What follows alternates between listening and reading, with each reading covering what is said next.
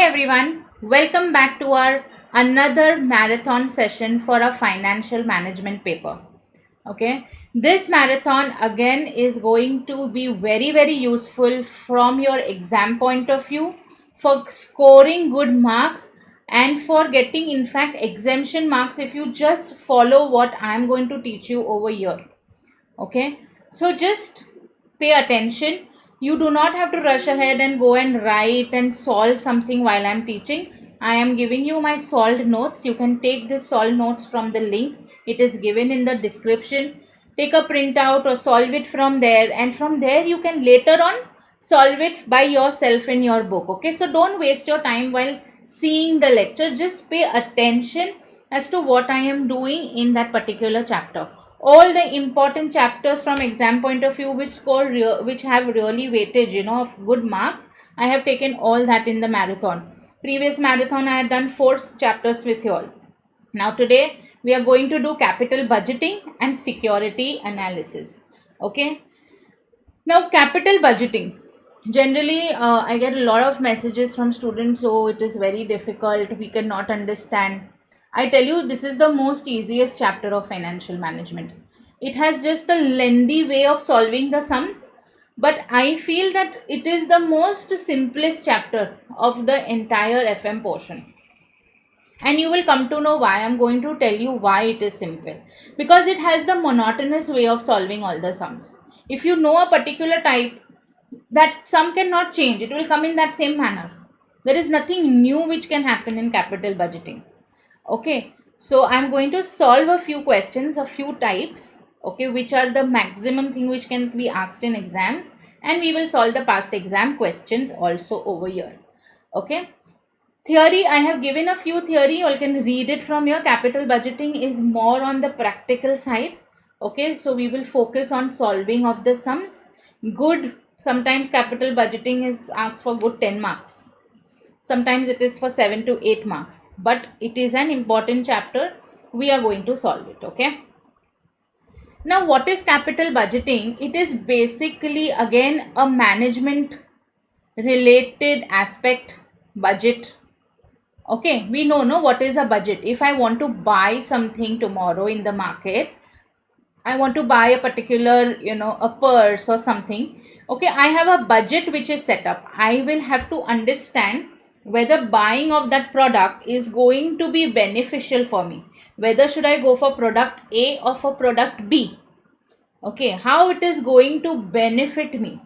So here, when the management of a company, we think from the company point of view. FM and accounts, we always think from the company point of view. Become a company and then read the question. Okay. So for a company, if they are investing their money, a huge amount of money, say on a machinery or on investing in a plant or taking up a land and a building, okay, some type of a capital asset. So they can just not, like, it's not a decision which is taken today and tomorrow things will turn up. Okay, it is a big decision. Okay, it is a decision which is going to involve a huge amount of money, and that money will help you generate profits over the period. Correct. So capital budgeting, understand one thing, it is about capital assets, and the object of the company will always be to minimize the cost and maximize the profit. So if in basic term I tell you that your asset value, okay, is going to be 20,000, okay, and it is going to, this asset is going to have a life of 5 years, and in that 5 years it is going to give you a profit of say 10,000 every year. So 10,000 profit every year, that means you are going to make 50,000 in 5 years, and your cost is only 20,000. Obviously you will say, ma'am, we are going to go ahead with this particular asset. But if this would have been other way round, if I would have told you that the asset is 70,000, but it is going to give an income of only 50 over 5 years, so then it will be like cost is much higher than our income.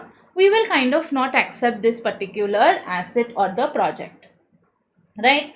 So in capital budgeting, we are going to understand what is the outflow of the asset. That means what is the money which we need to invest and what is the inflow of the asset. And based on that, we will take a decision. Okay. So why do we need capital investment and importance of capital budgeting? All this you can do it from the theory point of view. Okay, whether to accept and reject the projects, mutually exclusive decisions, capital rationing decisions, all this is important.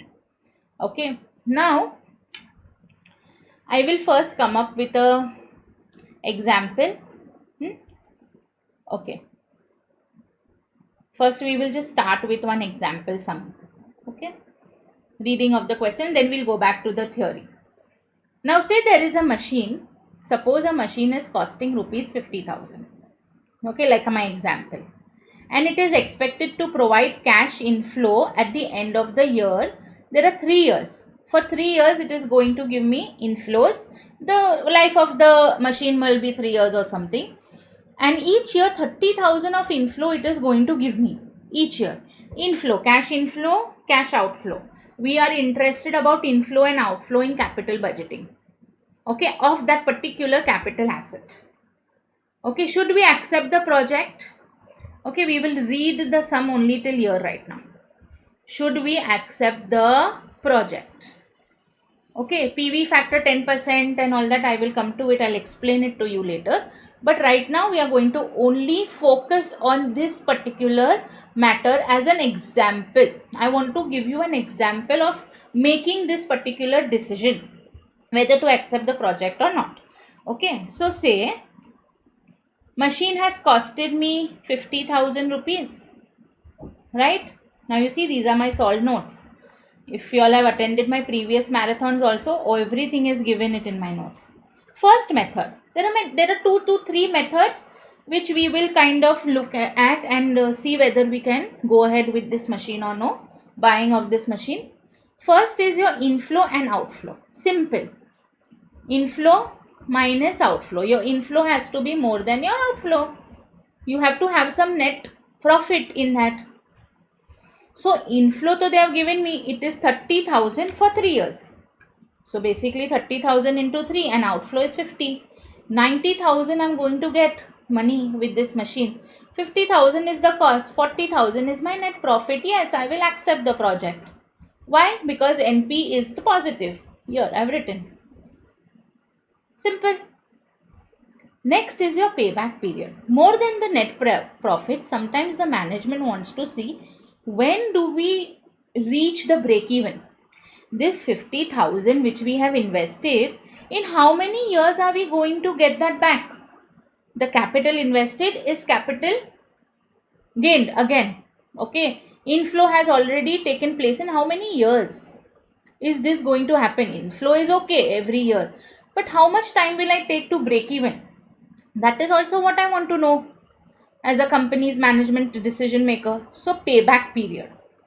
So there are 3 years. Inflow is given. I will just do cumulative. In first year I will have 30 recovered. In my second year it will be 30 plus 30, 60 recovered. And then in my last year it will be 30 plus 60, 90 recovered. Cumulative. Correct? 90 will be recovered in the third year. In the first year 30. In second year total is recovered is 60. In the last year total recovered will be 90, total cumulative. My initial investment is 50,000. Right? In the first year itself, I am receiving 30. So balance now 20,000 is only left. Right? Now in the first year itself, I have received 30. So balance left is only 20. Now I am taking 12 months to earn this 30,000. So 20,000 I will earn in how many months? 8 months. Cross multiply 20,000 into 12 divided by 30,000. So my payback period will be 1 year, so I take only year. Plus my 8 months. So 1 year and 8 months will be my payback period. Okay. So now if this payback period is acceptable and stated by the management that yes, 1 year, 8 months, it's good to, have the break even achieved. Yes, then we will accept the project. Okay. And the last one is benefit and cost ratio. Same thing, inflow upon outflow. First we did inflow minus outflow for net profit. Here we will do inflow upon outflow. Inflow total is 90. Outflow is 50. My benefit cost ratio is 1.8 times. Okay, so if the benefit cost ratio is greater than 1, this is the standard. Okay, if it is greater than 1, you can accept the project. Okay, that means your benefit is more than your outflow. Benefit is more than your cost, then you can accept the project. Simple, easy, all the three methods. But here we are not factoring the time. Okay, it is not necessary, no, that, see, you are saying that 30,000 I will receive after, at the end of the year. Okay, at the end of the year I will receive 30,000. So this 30,000, what is the present value? How much is the present value of this 30,000? I will receive it at the end of the third year and end of second year, end of the first year. At that time it will be 30, na? What is its present value? So I will tell you something. If I want to earn this 1 rupee at the end of the first year, how much I will have to invest today at a given rate of interest is what is known as the present value. In order to earn that 30,000 at the end of the year, what is my present value at a discounted factor? This is known as a discounted factor, interest. Because this particular money is going to grow at that interest and going to become 1 rupee. Time and interest has to be taken into account. Okay, that is why net present value method is important. In this method, your inflow and outflow will be bought to their present values. Now outflow will be present only. Why? Because it is right now you are spending that money, so it will be the present value. So outflow is not a problem, but inflow is at the end of certain years. So what is the present value today? Based on that you will be able to take the decision. So any inflows which are given, you have to discount it with the interest factor, whatever interest rate they have given. If they have given 10%, 11%, 12%, which is running in the market, in order to take this capital asset decisions, okay, capital budgeting decisions, right? So in our case, they are saying that the PV factor, present value factor, is 10%. Now whenever any rate is given, you will do 1 divided by that rate. 1 plus 10% will be 1.10. 1 plus 10% will be how much? 1.10. You will do this always. So say if it was 15%, you will do 1 upon 1.15. Right? 1 plus that 10%. So if I am doing 1 plus 10%, it will be 1.1. 1 plus 15%, 1.15. Okay. So whatever is the PV factor, okay, in order to get that discounted factor amount, that means what? In our, see, this example means that if you will invest 0.9091 at the rate of 10%, okay, for a period of 1 year, you will get 1 rupee. See, do it. Take your calci. Do 0.9091 plus 10%. You will get 1 rupee. See this. Approximately 1 rupee for 1 year. Okay, so now how do I get these figures? You will just do 1 divided by 1.10 equal to sign.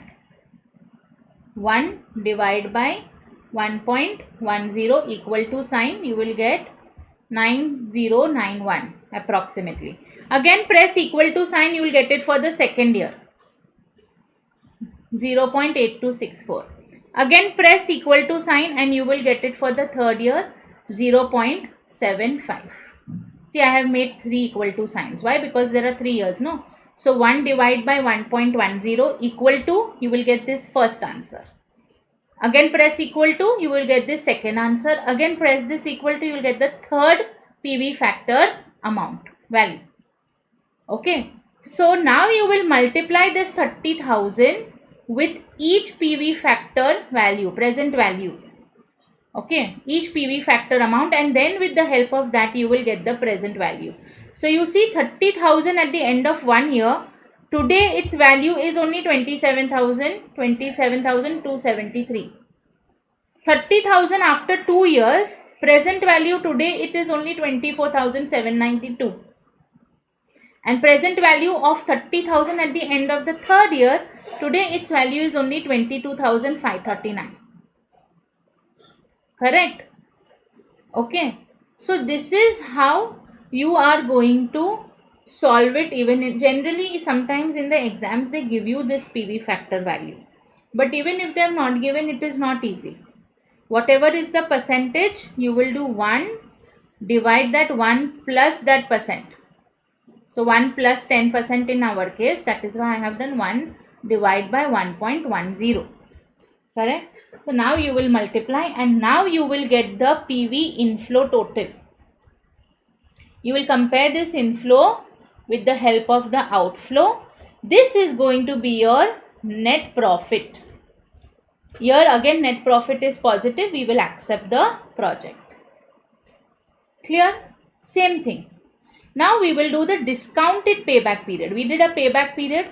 Now we will do discounted payback period. We will write the years and we will write the PV inflow. And we will not write a normal 30,000 inflow. We will write PV inflow and do the cumulative same thing. So first year I will recover 27,000. Second year I will recover 27 plus 24, 52,065. And then in the third year 52 plus 22, 74,604. My initial investment is 50. In the first year I have already earned 27,273. Balance left in the second year is, balance I can achieve it in the second year easily. Okay, 22,727. I am earning 24. See here, I am earning this 24,792 in the second year. That means I am earning this over a period of 12 months.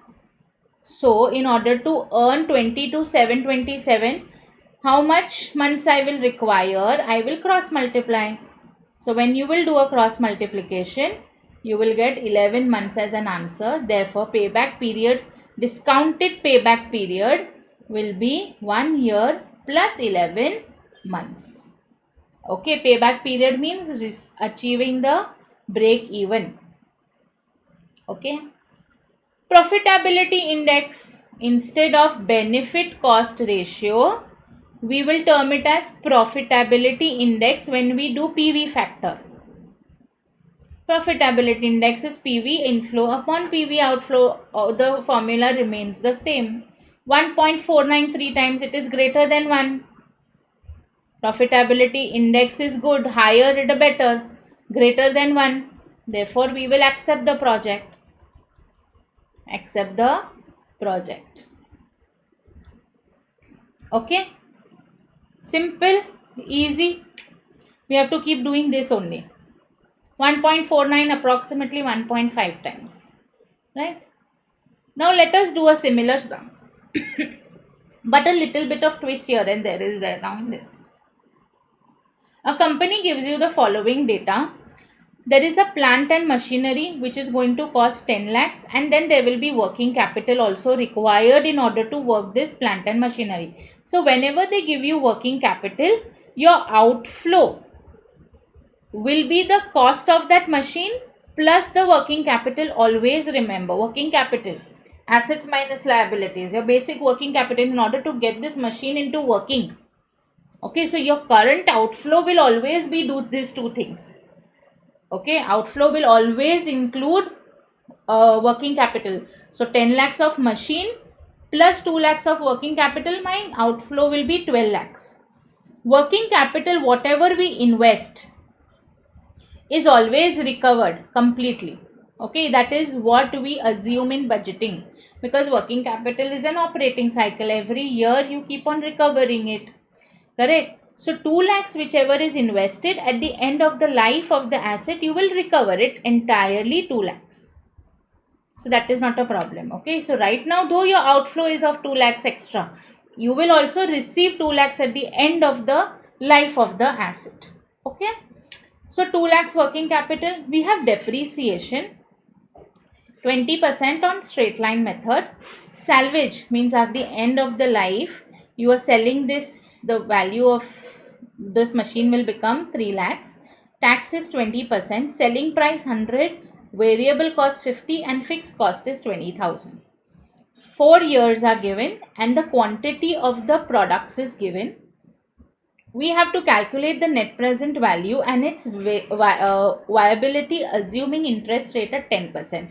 Interest rate means PV factor is 10%. If it is 10, then 1 divided by 1.10. Okay. Now they have given me quantity, they have given me selling price, variable cost and fixed cost. With that I can find out my cash flow before tax. They have given me the tax rate also, but at least cash flow before tax I will be able to find out with the help of all this information. So outflow is 10 lakhs plus 2 lakhs, I told you 12 lakhs. Cash flow before tax, we will have to first find CFBT. What is your CFBT? All your total sales minus all your expenses, you will get your cash flow before tax, and then from there you minus tax later on. Correct? We do know the income statement, sales minus variable cost minus fixed cost, you get profit before tax minus tax, profit after tax, that is it. Okay, so let's see. I've written everything here in the table. 4 years only we have to do. Quantity they have already given me 5,000, we are selling 8,000, 10,000, 12,000. Selling price is 100 rupees. So my sales value will become here 5 lakhs, 8 lakhs, 10 lakhs and 12 lakhs. Variable cost is 50 rupees. So 50 into 5,000, 2 lakh 50, 50 into 8,000, 4 lakhs, 50 into 10,000, 5 lakhs and 50 into 12,000, 6 lakhs. Selling price, variable cost also I have, fixed cost is also given 20,000. So from selling price, I'll subtract variable cost, I'll subtract my fixed cost, I'll get my CFBT. 5 lakh minus 2 lakh 50 minus 20, 2 lakh 30. Right? From this 8 lakhs minus 4 lakhs minus 2 lakhs, I'll get 3 lakh 80. 10 lakhs minus 5 lakhs minus 20,000, 4 lakh 80. 12 lakhs minus 6 lakhs minus 20,000, 5 lakh 80,000. Okay. Alright. Now. Okay. Now, depreciation is the catch over here. Okay. My cost of plant and machinery, they have told me is rupees 10 lakhs and 20% on straight line method means every year same amount of depreciation is being given on the asset. Okay. So 2 lakhs per annum will be my depreciation cost. Correct? 2 lakhs will be my depreciation cost. Now what happens is when there is something like this, okay, there is this depreciation and all that. Okay. We know our income statement, sales minus variable cost minus fixed cost will give me my net profit before tax. Correct? From there, say depreciation, which is a non-cash expense. Okay, I remove that. Again, net profit before tax. Here I will get minus then tax. Now, because of this depreciation, which is a non-cash expense. Okay, my tax reduces. Why? Because this has reduced. Okay, so my tax amount will reduce. So say sales is 100, variable cost is 30, say fixed cost is 20. So NPBT year before depreciation is 50. Then depreciation is again 20.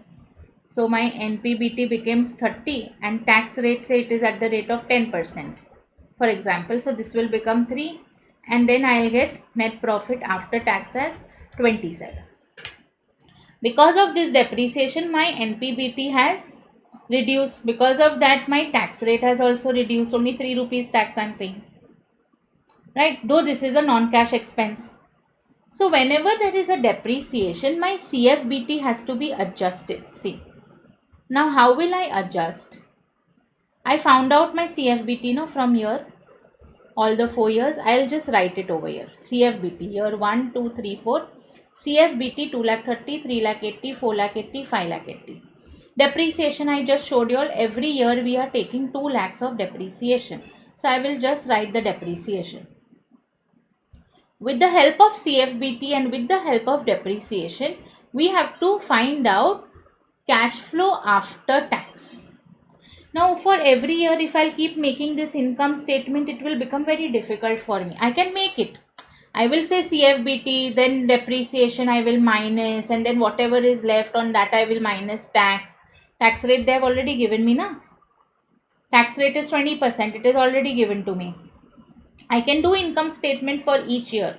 But if you need a shortcut for this, what I'll do is, my tax rate is 20%. So near depreciation, I'll write 20%. And balance, I will write at 80% of CFBT. So now what I will do is, depreciation amount of 2 lakhs, I'll take only 20% of 2 lakhs. Okay, 2 lakhs into 20%, that is 40,000 each year I will take from that depreciation amount. I will add that 40,000 to the 80% of my CFBT amount. So 80% of 2,30,000, if you will do it on your calci, you will get 1,84,000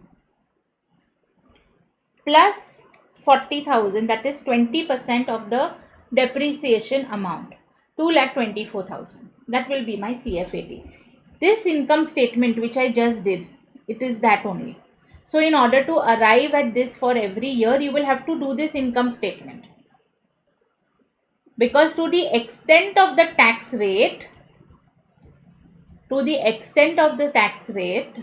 okay, I am saving it. I am saving this tax rate on this depreciation.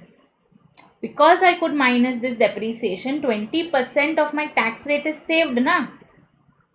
So I'll take 20% of depreciation and I'll take 80% of my CFBT. Right? So I will get this amount directly.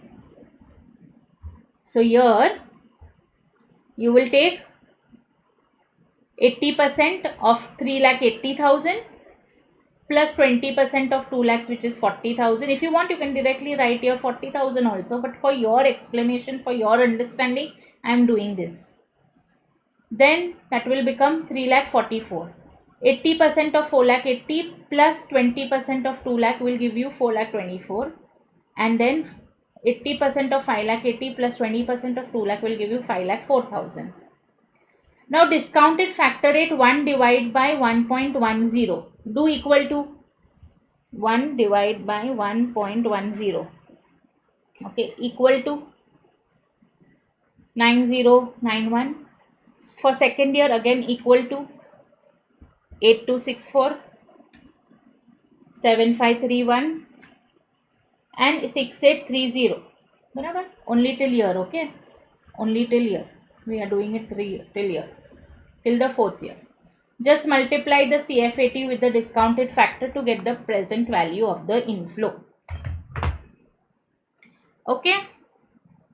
Now in the last year, two events will take place. I told you whatever is your working capital invested will be your working capital recovered. So working capital invested was 2 lakhs. So I'll recover also 2 lakhs as my inflow. What is my fourth year's discounted factor rate? You just found out 0.6830. So I'm going to have the present value of 1,36,600. This also I will take into account. Next is my sale of my asset. Okay. See. Cost of my plant was 10 lakhs. I gave depreciation for 4 years, 2 lakhs per year. So depreciation was 8 lakhs. 2 lakhs into 4. 8 lakhs. So my written down value now remaining is 2 lakhs. But what happened is I sold this machinery for 3 lakhs rupees. Right? So I had a profit of 1 lakh. This profit is going to get taxed at 20%. How much tax? 20,000. So what will be my actual inflow? I will not receive full 3 lakhs. No, 3 lakhs I will receive it as a salvage value. Inflow, cash inflow. I am not only concerned with the profit. What is my cash inflow at the end of the fourth year? Because of selling of this plant, I am going to receive cash of 3 lakhs rupees. but I will also have to pay the income tax 20,000. So actual sale of this plant and machinery will give me only 2,80,000 as a cash inflow. Amount actually received in cash 2,80,000. So this 2,80,000 also I will discount it with the help of the discounted factor for the fourth year. I'll get the present value today. So I'll add them all, total 14,78,542. That I will compare it. Okay. I will compare this inflow minus outflow. See, NPV, inflow is total this, outflow is 12 lakhs. Your net present value, your net profit is, we have to find this. Net present value is positive. Therefore, we will accept the project. Okay, so this is going to be the maximum thing which can be asked in the exam regarding capital budgeting. Okay, now there is one thing like of a different type of a sum. Okay, different type of sum. Now I will take you all to the theory also again. See this. There is an outflow of 3,50,000. 4 years is the life, and CF80 per annum we are going to get 1 lakh, not different. Every year 1 lakh. PV factor 8%, external rate of return. This is, they are telling me calculate the internal rate of return. Now this PV factor, we are calculating and getting it based on what is happening in the industry outside. So we are taking that much. But our internal rate R can be different than the cost which is prevailing outside. So they are telling us find the internal rate of return. Internal rate of return is that rate at which your net profit is equal to 0. Means your outflow and inflow is becoming the same. Which net profit? Net present value profit is 0. Then you can say that this is your internal rate of return. External rate of return, PV factor 8% is given, but they are asking what is your rate of return actually internally. Okay, so now see this. PV outflow given 3,50,000. Okay, PV factor is given 1.8%. That means what? 1 divided by 1 plus 8%. So you will get 1 upon 1.08. There are 4 years and CF80 for all the 4 years is 1 lakh. So instead of doing 1 divided by 1.08 into, for 4 times, directly do a cumulative PV factor, no? Because 1 lakh only you have to multiply, so do directly cumulative total. So you will get the PV inflow because it is 1 lakh for all the 4 years. So for all the 4 years, do a cumulative 1 at the end of the 4th year. You will get your PV inflow over here. So now how to do that? I will show you. On your calci, pay attention. Okay, first clear your calci. Okay, there should not be any M or anything on this side. Okay, clear it by doing MRC and clear it. Clean the memory. Okay. Now 1 divided by 1.08. You will do equal to 4 times and then keep multiplying that by 1 lakh. You can do it. No problem. But I am showing you this one more method. You can do like this. Equal to M plus 1. Equal to M plus second year. Equal to M plus third year. Equal to M plus fourth year. And press MRC. You will get this memory of 3.3121. Okay. What you will do is 1 divided by 1.02 equal to M plus, again equal to M plus, again equal to M plus, again equal to M plus. Why? Because 4th year. And then press MRC. You will get this PV factor cumulated for 4 years. Multiply that by 1 lakh. You will get your PV inflow. PV inflow minus PV outflow. Oh my God, negative. 18,790 loss. Okay. Now internal rate of return is that at which NPV has to be 0, not negative. So what I will do is, since I'm getting negative, I will reduce the PV factor. No, this is coming negative. Why? Because the discount factor rate is 8%. That is why. Now reduce it. So you take it 2% at a time, 6%. Now do it with the help of 6%. Maximum 2% can be taken. Obtain one positive NPV and one negative NPV, and we will be able to solve this sum easily.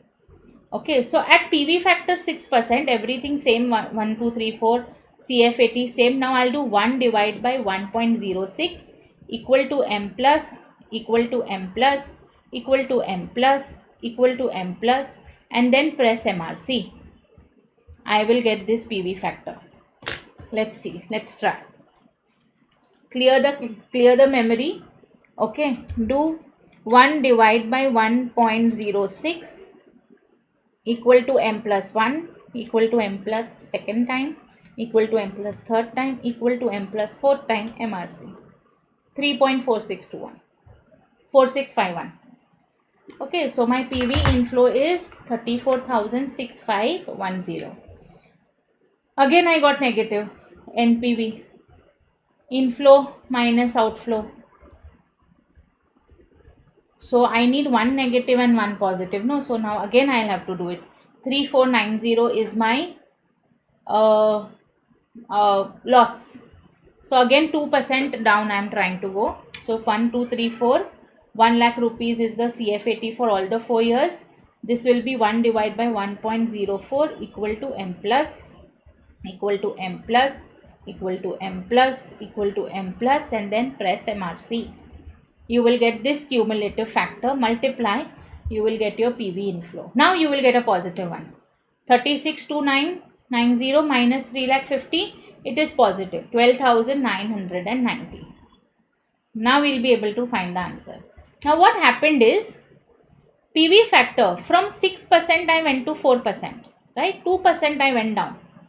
In that what happened, I made a profit or amount of actually 16,480. I could write off the previous loss and I am left with a profit of 12,990. So actually how much money I made? 16,480. Because see, if I am making 12,990 positive, that means I was able to write off this also, na? From 3490 minus 3490, I'll have to first reach till 0 and then I'll be able to reach till that particular 12,000 something, no? So 12,990. So loss plus 12,990, I was able to make an inflow of 16,480. Okay. But I want to make an inflow positive of 3490, one negative 3490, one positive 3490, then it will become 0, no? Minus and plus, it will become 0. So cross multiply, 2490 into 2 divided by 16,480, 0.423. So you will have to just go down by 423 from 6%. So 6 minus 0.423 at 5.577. This is the exact internal rate of return where your NPV will be 0. I am explaining once again. Internal rate of return is that return where NPV is 0. With the help of the external rate of return, we could find that there is a loss of 18,790. So what we did is we reduced that and we said let's try it with 6%. When we tried with 6%, we again got a loss of 3490. Okay, we want this to become 0. Minus 3490 to reach to 0 has to become plus 3490. Only then it will reach to 0. So I went 2% more down. I said let's try with 4%. Okay. When we went to 4%, there was a profit of 12,990. That means this profit was left. Why? Even after absorbing this 3490, na, negative. So 3490 plus 12,990, I made an inflow of 16,480. So when I went 2% down, my inflow became 6,480. But I want an inflow of only 490, positive 490. So how much down I'll have to go? Cross multiply. I get 0.423. So 6% minus 6 minus 0.423, 5.577% will be my that rate of return where my NPV will be equal to 0. Okay, everybody? Alright. So now I'm going back to my theory a little bit over here. Okay. Net present value and internal rate of return approach. Okay, net present value, internal rate of approach are the two used methods. Okay, discounted cash flow method. Okay, so there are certain differences. Interest rate under net present value method, rate of interest is assumed. Okay, whereas in as a known factor, whereas it is unknown in case of IRR return method. We don't know the IRR. Reinvestment axiom under both the methods, it is assumed that cash inflows will be reinvested at a discounted rate for the new projects.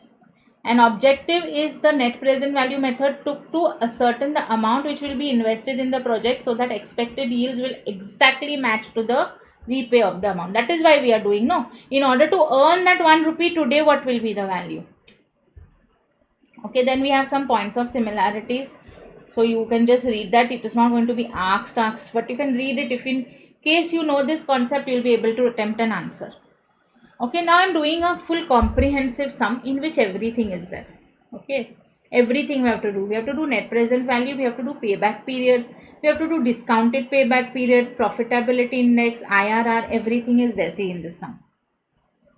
Okay, so everything together, one revision sum. Then we will go to the past exam questions.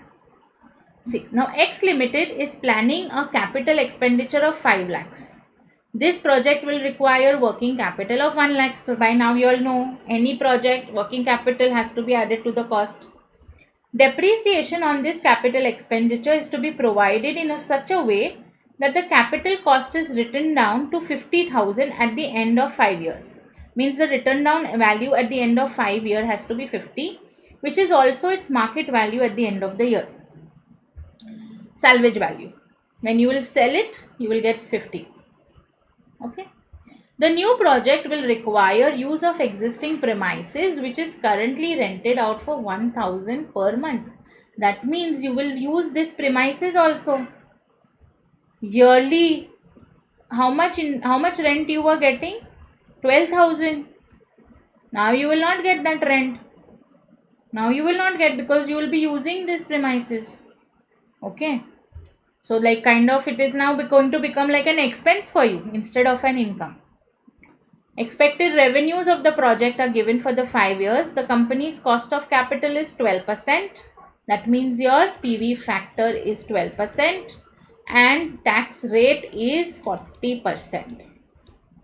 We have to find the net present value first. Okay, so let's go to the problem. 5 lakhs plus 1 lakh is my PV outflow, 6 lakhs rupees. First thing I did depreciation. 5 lakhs is the cost minus WDV upon number of years. How many years? 5 years. 5 lakhs minus 50,000 divided by 5. 90,000 is going to be my depreciation every year for this 5 years. How much tax benefit I'll get on that depreciation? Remember we did that table, 20% of the depreciation amount you will take. Tax rate is 40%. So I'll get that much of benefit on depreciation. So 40% of 90,000 is going to be 36,000. Now this 36,000 directly I can write in my table today. Okay, so I've done it in this method also, in this way also. It's not a method, it is just way of solving. So first I need to find my cash flow before tax. They have given me the years, they have given me the revenue. Okay, now from that revenue I'll have to minus this rent. Why? Because now I'm not going to get it. It is as good as a notional expense. Now you will have to kind of, when it's not an income, it becomes your expense. You are not going to get this 12,000 anymore. So my CFBT will be 3 lakh 3, 1 lakh 70, 1 lakh 24, 1 lakh 73, 1 lakh 80. All this is given. Revenue was given, rent is also given. So my CFBT is easy to find. Right? Now with the help of my CFBT, I can find my CFAT. So all the 5 years, CFBT, I will just write it down as we have found out. Depreciation, okay, the benefit, tax benefit on depreciation, I am going to write it. In the last sum, I had written the depreciation amount, correct, 2 lakhs, and then we were taking 20% of that 2 lakhs. Sorry, yes, 2 lakhs. 20% of that 2 lakhs I was taking at that time. Now I have already found out what is the tax benefit on depreciation. Depreciation is 90,000. Tax benefit of 40% is going to be 36,000 every year. So I am writing that 36 here. So take 60% of 3,03,000 and add 36,000 to get your CF80. So 3,03,000 into 60%, 1,81,800 plus 36,000, 2,17,800. Similarly, take 60% of 1,70,000 and add 36. You will get 1,38,000. Right? Next, you will take 60% of 1,24,000, add 36, 60% of 1,73,000, add 36, 60% of 1,80,000, add 36,000. You will get your CF80.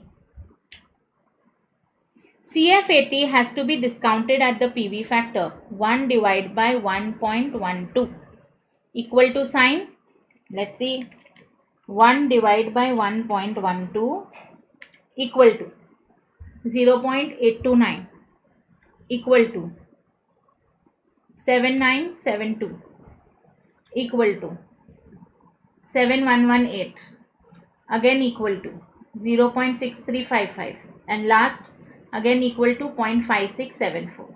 So my CF80 is going to change. Present value, I have to multiply equal to, okay, you all can solve this again later. It's good, it's a good sum. It is like a comprehensive sum, everything in one.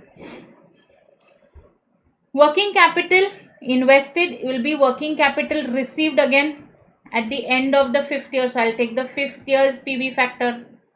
And there is a sale of assets, salvage value 50,000. They have told me already. Again that I will take it at the end of the 5th year's PV factor. And now I will get a total of 6,83,730 minus outflow. My NPV is 68,730. A is solved. A. See, sale of the asset I have done. See, cost 5 lakhs, depreciation for 5 years 4,50,000, WDV is 50 minus sale also 50. There is no profit, that tax rate or anything is going to come here like previous sum. So 50,000 I received as a cash inflow. I am discounting that at the last year's PV factor rate and that's it. So total 6,38,730 minus the outflow, you will get your NPV. Okay. B, they are asking payback period. When they ask payback period, means they are asking you the normal CF80, not the PV factor wala CF80. Okay. So here 1, 2, 3, 4, 5, your CF80, which we found out. Then we did discounting, na. They are asking payback period, not discounted payback period. So you will take CF80 here. This one you will take for payback period only. Okay. So 2,17,000 cumulative you will do. Okay. Again cumulative. And then cumulative. And in the 5th year, you will get 6,06,000 plus 5th year's CF80 plus 1 lakh plus 50,000. So then this will become total 9 lakhs. Okay. In the 5th year, you are not going to get only CF80. You are going to get your working capital also and you are going to get your salvage value for the machine also. That is why it will become cumulative 9 lakhs. Now initial investment is 6 lakhs. In the 3rd year, you have received 4,66,000. Cumulative only you will see, no? In the 3rd year, you received 4,66,000. So balance, whatever is left, you will receive it in the 4th year. But your 4th year income is how much? 1,39,800 for 12 months. So 1,33,800 will be how much? 11.48 months.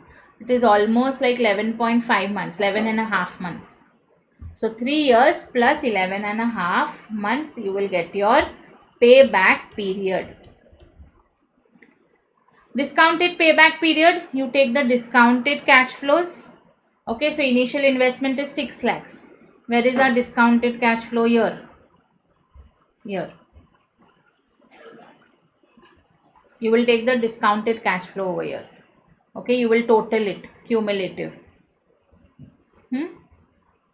So in your discounted cash flow, in the 4th year, you are going to receive 47 when you will add cumulative. In case of cumulative, you will get 471914. So balance you are going to receive it in the 5th year. So in the 5th year, you are actually receiving 1,66,816 for 12 months. So for this, how much time you will take? 9.2 months. Okay. Profitability index, PV inflow upon PV outflow. We found out PV inflow, PV outflow 1.0645 times. Now internal rate of return. Now internal rate of return, we will have to increase the rate of return. Why? Because we are having a present positive NPV, no? We are having a positive NPV, right? 38,730. So I need one negative, one positive. So since it is a positive NPV, I will have to increase the PV factor so that I get something less in the present value. 0 I want to make. So CF80 and years I have written everything total. PV factor 1 divided by 1.14. I'll get my PV inflow at 14%. And then again I did PV factor 1 divided by 1.16 because here also the total was coming as positive only at 14%. So I did it with 16% also. When I did it with 16%, it came negative. So one positive and one negative I want. So I'll have to do something with this 14%. Okay, I'll have to add it with 14% so that my PV becomes negative 7244. From positive I need to go to negative 7244. So see this, when PV factor we increase by 2%, how much did the cash flow increase? 7244 negative plus positive. Right, it will be 7244. Okay, plus it will be 2175. Means this profit also got written off. And no, not written off. In this profit also means it is not there, and there is another loss of 21755. So actually, what is the loss? 7244 plus 21755. Okay, don't forget. So the difference, we went below 29,000. So if I want to just go low at 7244, I want to go low by 7244. In last sum we were going up. I want to go low by 7244. So how much I will have to increase? So 7244 into 2 divided by 29,000. So 0.5 you can say. So 14 plus 0.5. Okay. 14 plus 0.5 is going to be my 14.5% will be my IRR approximately. Okay. So for internal rate of return, you need one positive NPV and one negative NPV. Okay. So when I did with 14%, again I got positive NPV, but very less amount, 7244. That means I need a negative 7244. No, now I have to reduce this. So only then NPV will be 0. So I again did with 16%, but in 16% I got a negative of 2175. Correct. So now what I will do is, I will take 7244 plus 2175. So when I went 2% ahead, I got a difference below of 29,000. I want to go low only by 7244. How much will be that? 0.5 approximately. Cross multiply. So my IRR will be 14% plus 0.5. IRR is 14.5%.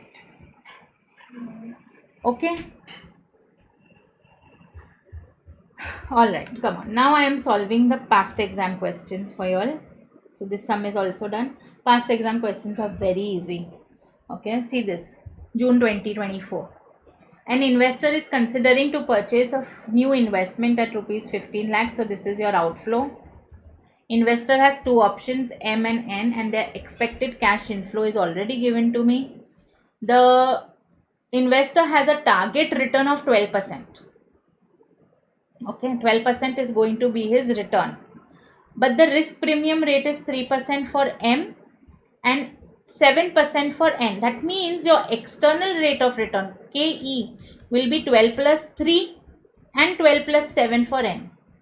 For M and for N. This is your targeted rate of return. Internally, you want to get 12%. This is not your cost. This is not the PV factor. PV factor will you'll have to even ascertain with the help of the risk rates also. So this was the only twist given here. And here they have already solved that and given to you 10% discount factors, 12.5, 15%, 18%, 19%. I am interested with this 15 and 19. Why? Because 12 plus 3 is 15, 12 plus 7 is 19. Which investment should be preferred? Okay. Option M, I will take 15% cash inflow given here. This is given. This is also given. Just multiply them. You will get your PV inflow. Nothing else is there in the sum. Total PV inflow minus outflow, you are getting a negative 2,65,315. So this I don't think so we can accept. Then we do option N. Option N, cash inflows given. This is also given. So you can find the PV inflow. Total is how much? 18,44,750. Okay. Inflow minus outflow. I'm getting a positive NPV 3,44,750. Yes. Due to higher NPV in option N, investor will prefer option N. Simple. So easy the sum is. But if you all do a garbad over here. So if you see 12% is not given only. They have given this no for some reason. 12.5 is given. 12 is not given also. Risk premium rates. When I am doing KE, I will take in that factor, no? So this is what was new over here. That's all. Now next question. Equipment A has a cost of 75,000 and the net cash flow is 20,000 per year for 6 years. Means same inflow for 6 years. Whenever you have the same inflow now for all the years, do that cumulative one. M plus 1.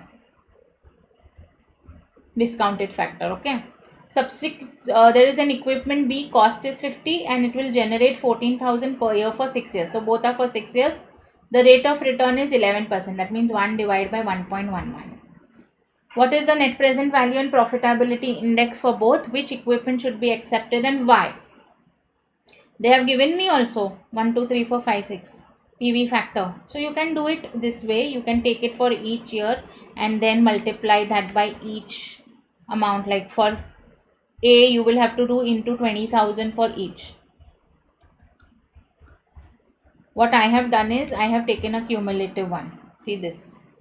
I have done 1 divided by 1.1 equal to M plus equal to M plus equal to M plus equal to M plus equal to M plus equal to M plus MRC. I am getting a cumulative one, 4.231. So 20,000, because that is only easy. Why you want to sit and multiply everything?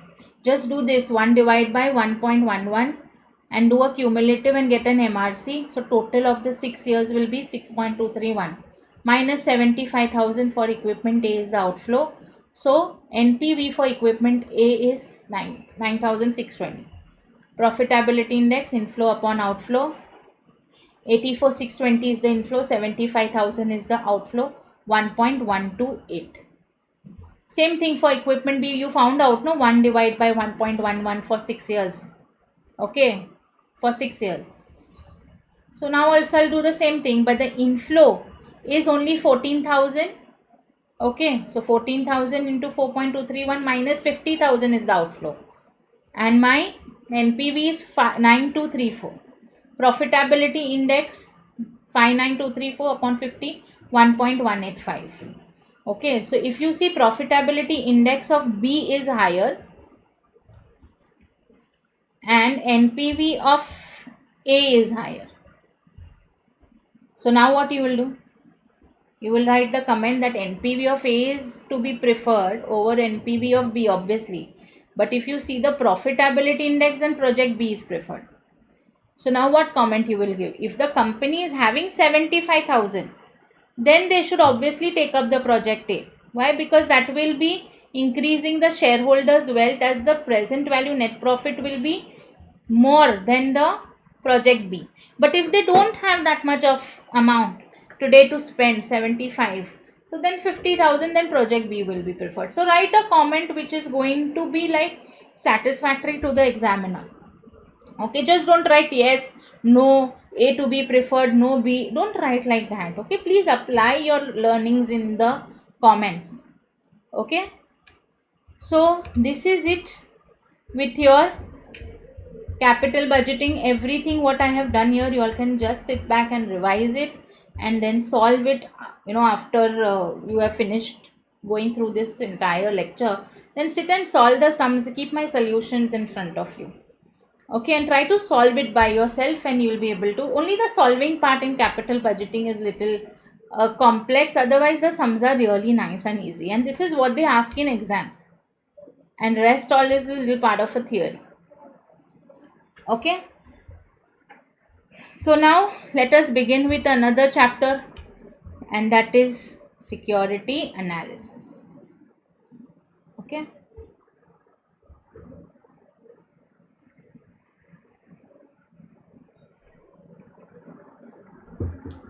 all right.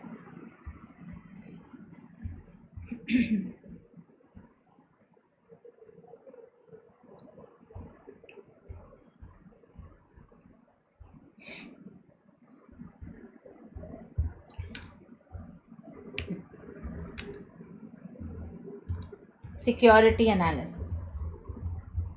This also I'm just going to do it from the exam point of view. All the important, there are a lot of types. If in case you all have seen my dream lectures, okay, dream class, dream batch, in that my all these lectures are there. So it is all, there are a lot of types. They are very small sums, but there are many types of things in security analysis. Why so? Because actually security analysis is a very practical chapter.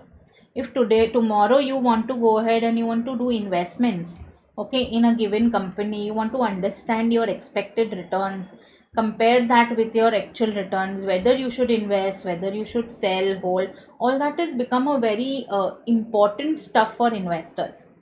Okay, so security analysis is now, like, it is gaining importance as a chapter also. Okay, so hence I have taken, there is a lot of theory as well in this chapter. Okay, there are certain concepts to be explained in this chapter, so you will have to do the theory as well. Okay, now first part, okay, part 1 of this chapter is all about capital asset pricing model. Okay, security analysis, if you will see, part 1 is all about capital asset pricing model, which was developed by this Mr. William Sharpe in 1964. Now, what is this capital asset pricing model? I'll tell you one simple example. Say today you are investing your money. You have 1000 rupees and you have kept it in the FD, which is giving you a return at 10%, and you are very happy. Okay, per annum. But your portfolio manager is telling you that, sir, you are keeping this, sir or ma'am, you are keeping this 1000 in FD and getting 10%. Rather keep this 1000 in the market. Okay, you are going to get a return of good 18% per annum. So I will to say, Arey wah, very nice. 8% more I will get in the market. Instead of, then why should I keep it in the FD? Just let's remove this 1000 from the FD and keep it in the market. But no, FD is for those people who do not want to take any risk. It is a risk-free security. Risk-free, 10%. You don't have to worry about anything. Every year you will keep getting money. But market is fluctuating in the nature. 18% is there. But there is lot of risk factor which is associated to it, which is known as a beta. Beta is your risk. So in order to get this extra 8%, no, from 10 to 18, this is my premium, no, 8% premium I am trying to get more. Is not 8% actually, it has to be factored with the risk. That is why here, whenever we find the rate of return, okay, from a given portfolio, we need to understand that your expected return is your risk-free rate of return. This 10% you will get only. Plus, you need this no extra. RM minus RF. Market rate of return 18 minus 10. That means you are expecting this additional of 8%. But this additional of 8% is associated with beta. Say the beta for this type of securities is 0.2. So you're not going to get 8. Correct? No, you're not going to get full 8. There is certain thing which is there, which is associated with it. No, there is a risk associated. So you're going to get additional of 1.6. So that is how you will do an analysis of a given, portfolio, whether you would like to invest it or not. It is not straight away premium of 8% extra you are going to get. Okay, there are a lot of things which is attached to it. So expected return as per capital asset pricing model, this is the formula. Very easy formula, RF plus beta into RM minus RF. If your expected return, you are comparing that with your actual return, then only you will be able to understand whether you want to buy, you want to sell, whatever decision you want to take as an investor. It will be with the help of this ER and AR. Okay, let us take some further example. There are 4 portfolio managers who have created their own portfolio, right? There is a return on market at 10%, risk-free rate of return is 6%. Select the best portfolio manager. Now you have to select, okay? There are 4 portfolio managers and the actual return they are going to give you is 11, 10, 14 and 13. Beta also they have given me. So I have beta, I have RM, I have RF. I can find my ER. What is ER? ER is nothing but RF plus beta into RM minus RF. Once I get my ER, I'll compare that with my AR and then I'll be able to understand which is my best manager. Whom should I go to? Okay, so see this. Okay, market risk is a return on market. It is also known as a premium, risk premium. They will use these type of words in the question. Okay, so your RM minus RF is known as your risk premium. So type 1, okay, give it. I've written the give it. Return on market, return on risk-free securities, and so therefore RM minus RF. Risk premium is 4%, no? 10 minus 6, right? Now manager A. For manager A, ER will be 6% RM. Beta is given as 1.5 for this, 1.5 into 4. So 1.5 into 4 is 6%. So 6% plus 6%, 12%. And expected return is 11%. So I can say since the expected return, okay, is 12%, it is greater than the actual return. That means this particular stock or anything is overestimated, overvalued, right? So if it is overvalued, I'll not accept it because I'm not getting that much of return as I'm expecting now. Then for manager B, beta is 0.8, everything else remains the same. Because of beta being 0.8, your ER has now become 9.2. Expected return is 9.2. Okay, with this particular manager. But he is giving an actual return of 10%. That means this is undervalued. Undervalued, so you will accept it. Manager C, again the beta has changed. Everything else remains the same. Your ER is 14.8% and actual return he is giving only 14%. Again overvalued, you will reject it. And then the last is 1.8 as beta. You have to just substitute it in the problem. So 6 plus n plus 7.2, 13.2 is your ER. Expected return is 13%. Actual return is 13%. Expected return is 13.2. Since again ER is greater than AR, I'll reject it. Why? Because it is overvalued. So only manager B, who is giving me more returns as compared to my expected returns, I am going to accept him. Okay, expected return is more than your actual return, then it is overvalued, you will reject it. and if your expected return is less than the actual return, it is undervalued, you will accept it. This is the rule. Okay. Now question number 2, same thing again. There are stocks A, B, C, D. There are actual returns which are given, and they have given you the beta. They have given you RF and they have given us RM. Okay, so my risk premium is going to be 5 RM minus RF. Right, so which are overvalued and undervalued, we have to find out. Let's make a table. Okay, RF, RM minus RF is 5%. Okay, expected return for stock A, what is the formula? It is RF plus beta RM minus RF. RF for A is 10. For A and everything remains same, only the beta is changing for all the stocks. 10% plus 1.3 into 5. Okay, that will be 6.5. So 16.5 is the ER. Actual return is 17. It is undervalued, so we will accept it. For B, beta is 0.8. So everything else will remain the same. 0.8 into 5 plus 10. 14% is the ER. And AR, actual return is 14.5. Accept it. Undervalued.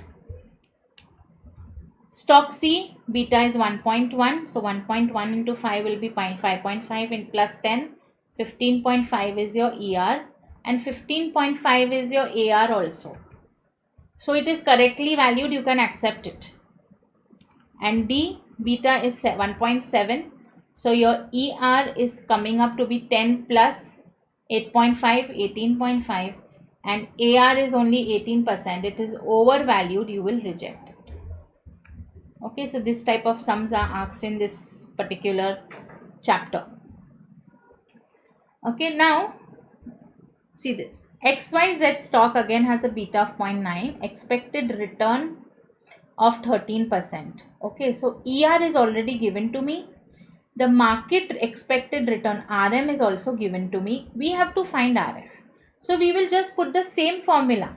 We will put this only formula. RF plus beta RM minus RF. We need to find RF. So RF, say it is X. We can just put it in the formula and find it out. Beta is given. Expected return is given. RM is given. Okay. Don't put the percentage signs. You will get confused. So expected return is 13.585 given. RF we are finding. Beta is given. RM is also given. RF we are finding. Right.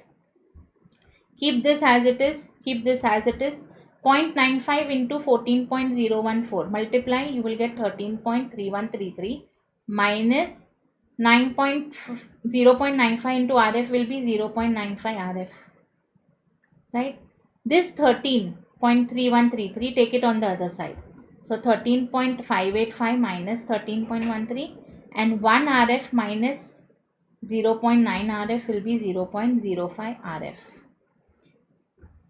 This you will subtract, you will get 0.2717. Divide that by 0.05. That will be your RF. So your RF is 5.434%, approximately 5.5%. Okay.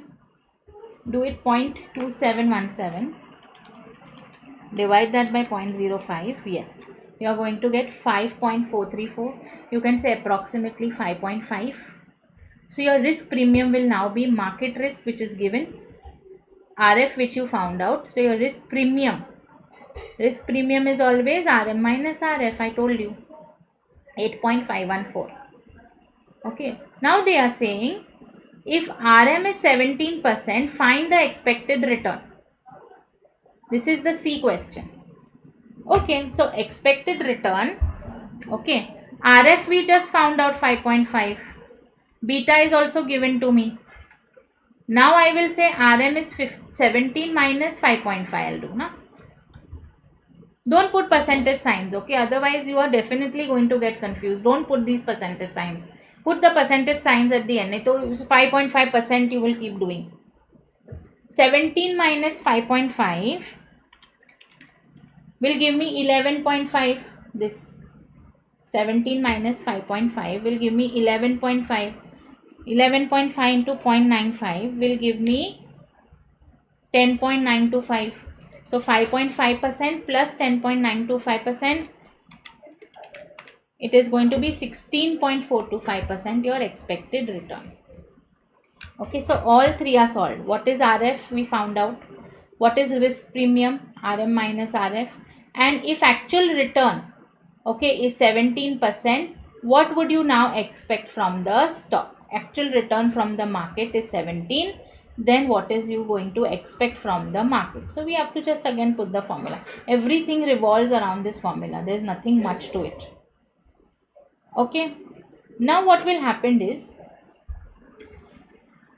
this formula, which is your ER, is also used to find your cost of equity. You remember in cost of capital I had told you that this particular CAPM I will do it when I'll do security analysis.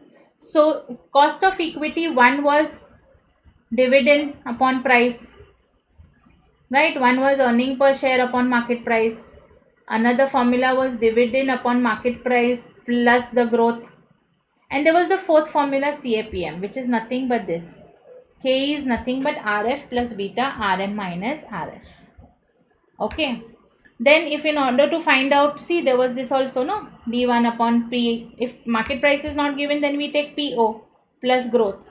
So in order to find the price, I can say, in order to find the price with the help of this formula, say I do KE minus G, D1 upon PO.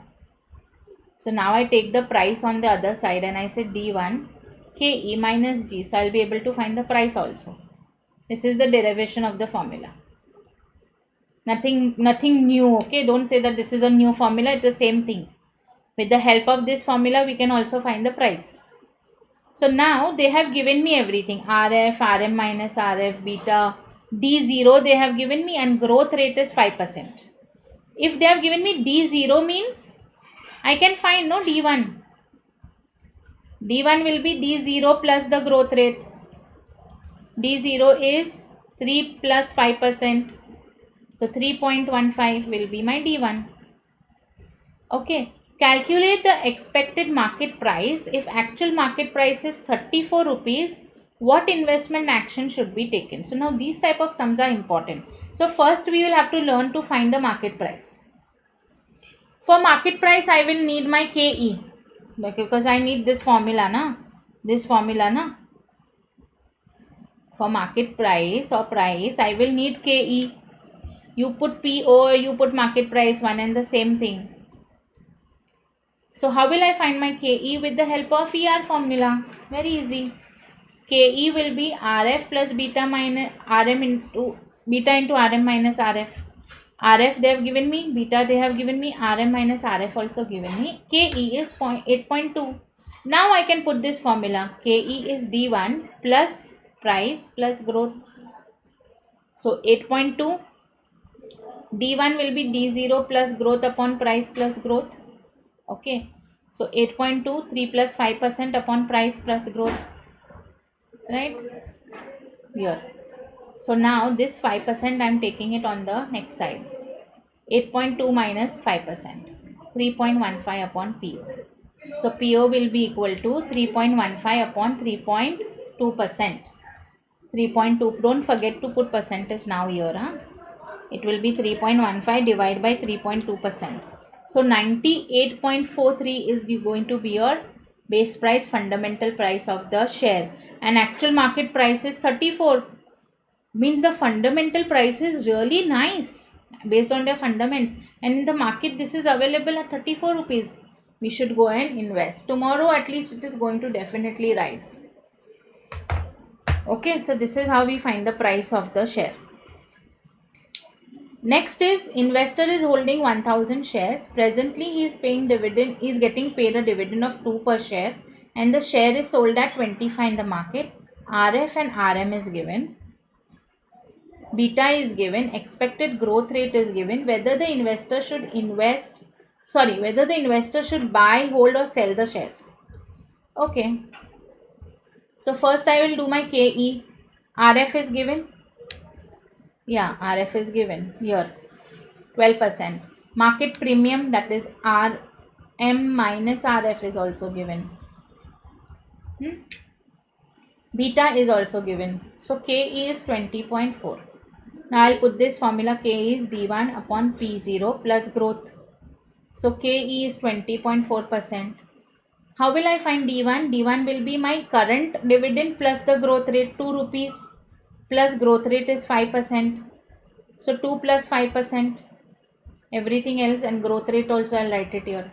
Now this growth rate 20.4% minus 5%, I'll do it here, and 2.1 upon price. Now price will go on the other side. 2.1 divided by 15.4%. Price is going to be 13.64, which is the fundamental price. Fundamental price is really low. Market, it is still selling at 25 rupees. Sell it. You will earn money now and go off from the market with this particular stock. Right? Fundamentally, the stock is running really low, and in the market you are getting a good amount for it. So you will obviously sell the shares. Okay, so this also question done. Okay. Now there are 3 companies. A portfolio manager has 3 stocks in his portfolio, and he has invested in these 3 stocks: X Limited, Y Limited and Z Limited. Beta is also given. Expected return on the market portfolio is 15%. Okay, that means RM is 15% and RF, risk free rate of return, is 6%.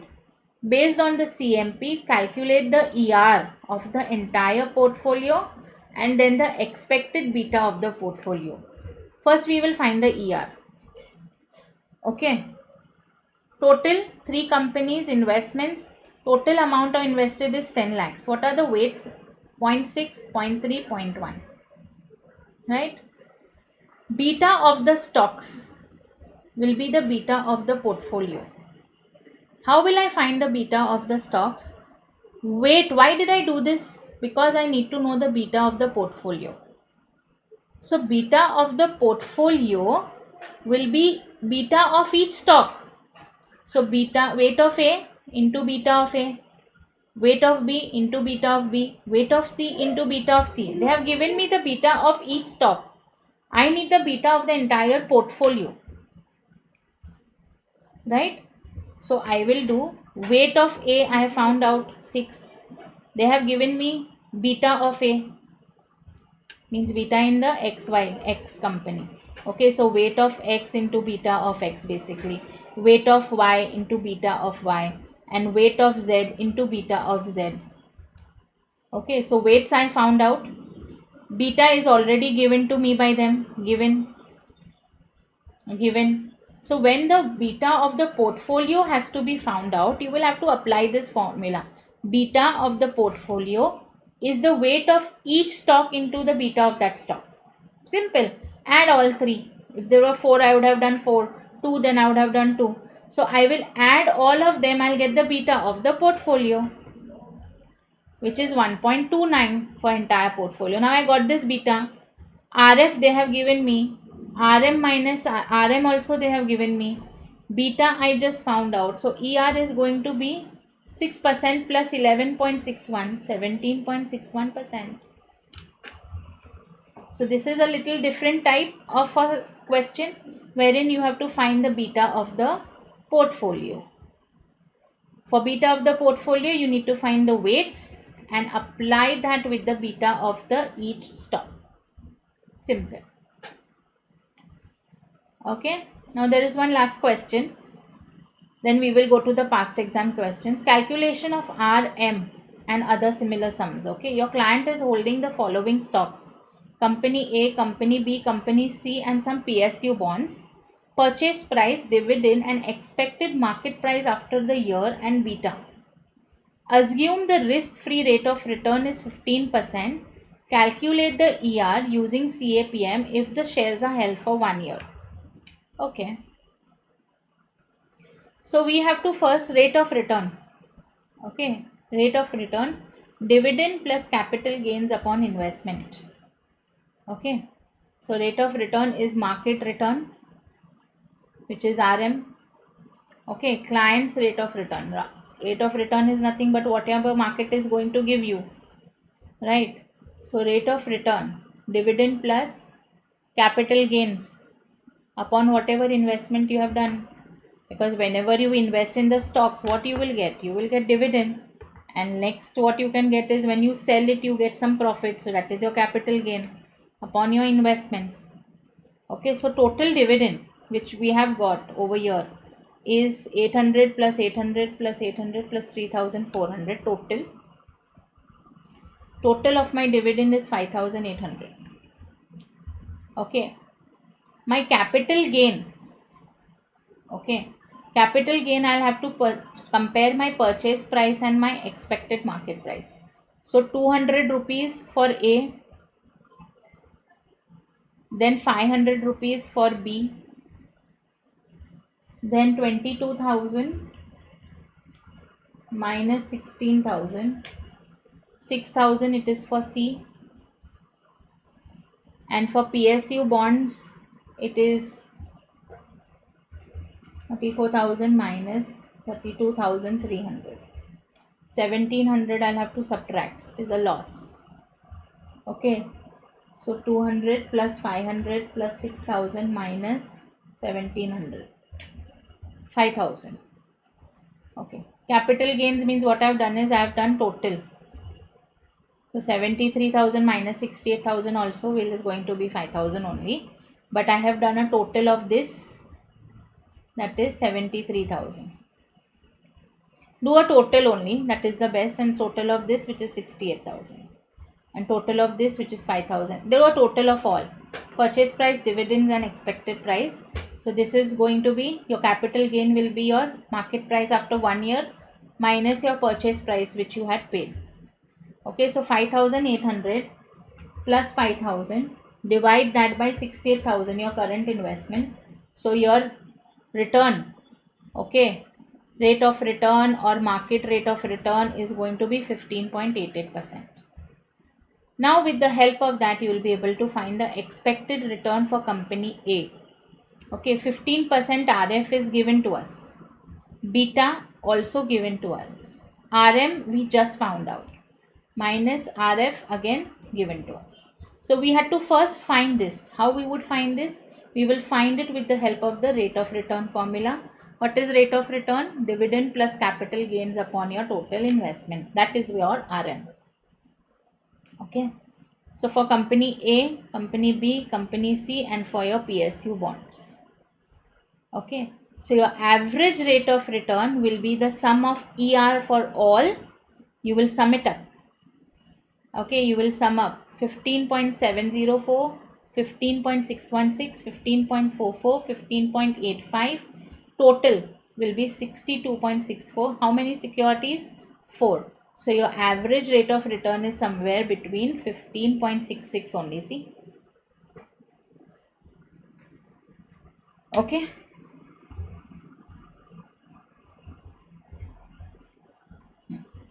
Now your past exam questions. These are the other types, okay, parts of your security analysis. There is a share price of P Limited. It is trading on NSE and they have given me the sessions and the price.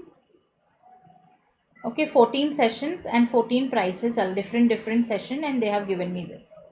They are telling me calculate the relative strength index from the above data. Now relative strength index, what is the formula for the relative strength index is average gain per day, divide that by average loss per day. First you have to find the relative strength. For relative strength index we need the relative strength, because then relative strength index, the formula is 100 minus 100 divide by 1 plus your relative strength. This is the formula. 100 minus 100 upon 1 plus relative strength. Relative strength is important. Now what is relative strength? Average gain per day upon average loss per day. Now relative strength index is a reading which is given on the market. Okay, reading on the market means what? If you are this RSI has already crossed, okay, reading of 70 or above, that means it has been overbought. So now it is not the right time again to buy.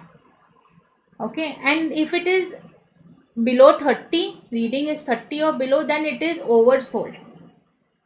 Okay, so we have to see whether what is the reading of RSI, whether it is 70 and above or whether it is below 30 and below. If it is 70 and above, it is overbought, and if it is 30 and below, it is oversold condition. With the help of this particular question, they are asking me comment if the share is overbought. Okay, so for that I will have to first find my relative strength. How will I find my relative strength? Average gain per day upon average loss per day.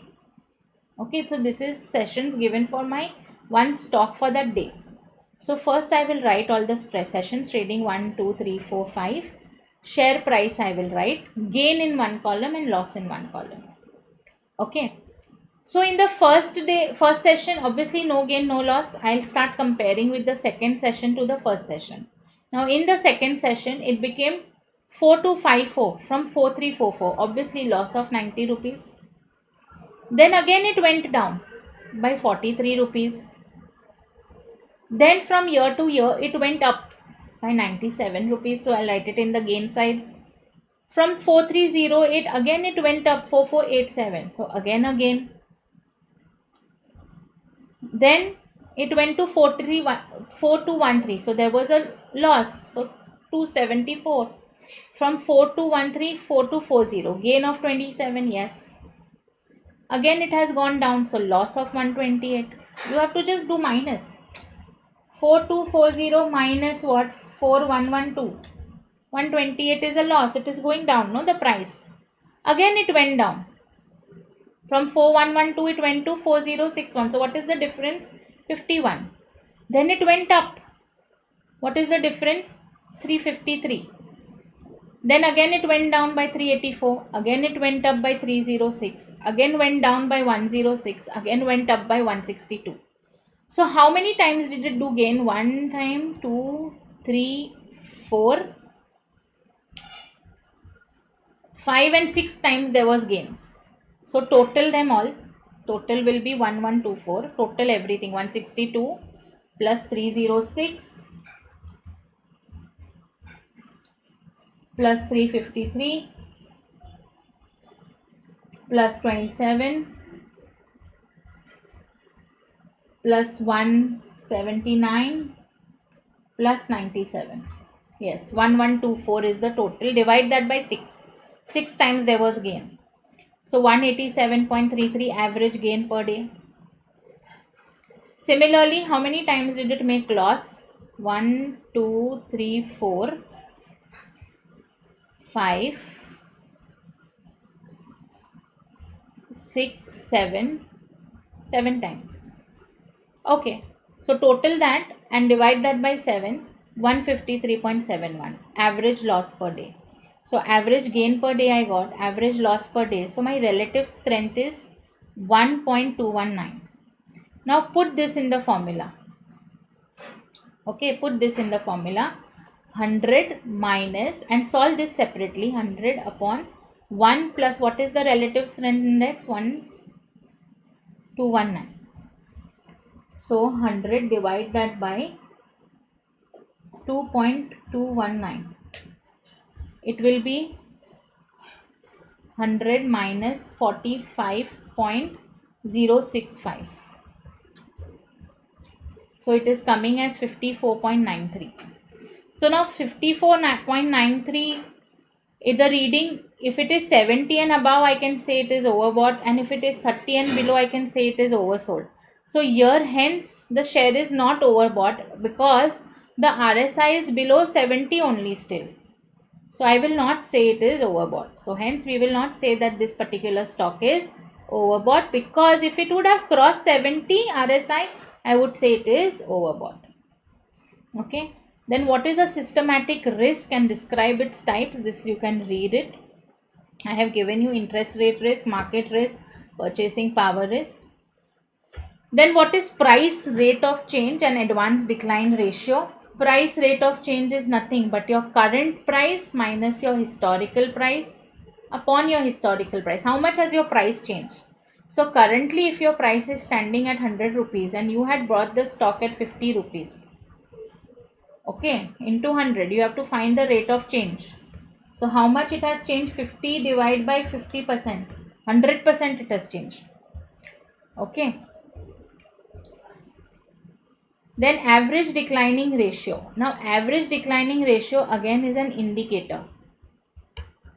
Okay, it indicates, okay, whether the stock is advancing or declining over a given period. So if your advance decline ratio is greater than 1, okay, it means that the stocks are advancing more than declining. That it is a strong overall market sentiment, it is a bullish trend. Market is going up. But if your average declining ratio is less than 1, that means it is a bearish trend. Market is going down. What is the formula of average decline ratio? Number of advancing stocks upon number of declining stocks. So this ratio has to be either greater than 1. So then it is a bull. If it is less than 1, then it is a bear. Okay. Next is your Aron indicator. Aron indicator is again a technical indicator like your advanced decline ratio, RSI, everything. These are all technical indicators. They identify the changes in the price of that particular security, okay, or that asset. Indicator measures the highs and lows between over a period of time, that how many times it went high, how many times it went low. Okay, so this indicator consists of an Aron upline which measures the strength of the uptrend and Aron downline which tells you about the downtrend. Okay, it was developed by Tushar Chande in 1995. So what is the formula for Aron up? 25 days. It is a period of 25 days minus period since 25 period high. Okay, period since 25 period high. Okay, so say the stock was high for good 15 days. Divide that by 25 into 100. Okay, and if I tell you again for down, I'll tell you that the period for which since 25 it was low. So it was low say for 10 days in that last 25 days. So this is going to be, it is a benchmark is about 25 days. Okay, so this is Aron up. It was up for 15 days. So I'll take 15 days, and Aron down. I'll tell you if it is down for 10 days, you will take 10 days. So 25 minus 15. 10 divided by 25%. 40. Aron up. Okay, 40 days. 40%. And here it is going to be 25 minus 10 divided by 25%. 60%. Okay, new highs and new lows about this, and this is all there is also there in my this dream batch where I've solved certain sums also on this. Now Hamada equation. Okay, Hamada equation in explain Hamada equation and also calculate Hamada coefficient using this following information. They have given you debt equity ratio which is 0.65 upon 1. Tax rate is 35% and unlevered beta. Unlevered means a company where there is no debt is 0.8. Okay. So now what is a Hamada equation? It is again a method of analyzing a firm's cost of capital. And where they are using an additional financial leverage, borrowing money. Okay, so it is drawn upon the Modigliani-Miller theorem on capital structure. The higher the beta's equation, higher risk. Okay, so the more the beta, the more the risk in that company. So in order to find the beta of the levered, you will do beta of unlevered into 1 plus 1 minus tax rate. Okay, 1 minus tax rate, and multiply that by the debt equity ratio. Okay, So unlevered beta is 0.8. 1 plus 1 minus tax rate is how much? 1 minus 0.35 is my tax rate. Multiply that by 0.65 is the debt equity ratio. Okay, so 1 minus 0.35 is 0.65 into 0.65. Okay, this two I'll multiply first. So 0.80, 1 plus, this will be 0.65, 1 minus 3.5 into 0.65, it will come as 0.4225 plus 1 into 0.8, it will come as 1.138 when you will solve. It means the financial leverage of the company increases the overall risk by the beta. Okay, it was only 0.8, no, unlevered. Now it has become 1.138. So how much it has increased? It has increased by 0.338. Therefore, the beta of the coefficient rises. The associated risk of having higher beta also rises. So first it was unlevered, it was 0.8. The moment it has become a beta of levered, it has become 1.138. That means how much the beta has risen by 0.338.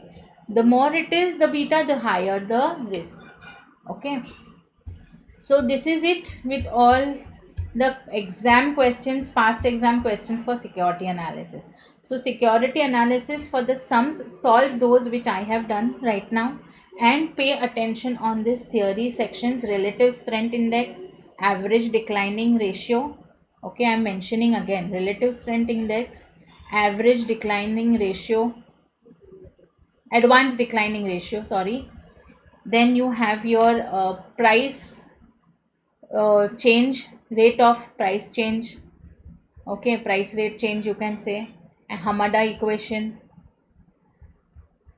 Okay,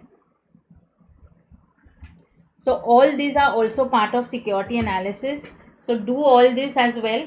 Okay, from your, I've done everything. In case you all have not got my notes or you have not taken dream batch and attending only this as a lecture, so from the module only I have taken up all the sums for these particular other theory sections also of this chapter. Okay, so this is it with the security analysis. Do well, all the best, read your sums properly. Okay, take the given from the question properly and then put the formula and attempt it. You are not going to go wrong. Okay, so do well, and again, once again, a very all the best and all my blessings with you all. Solve the paper calmly and we shall meet again after your exams. Take care everyone. Bye.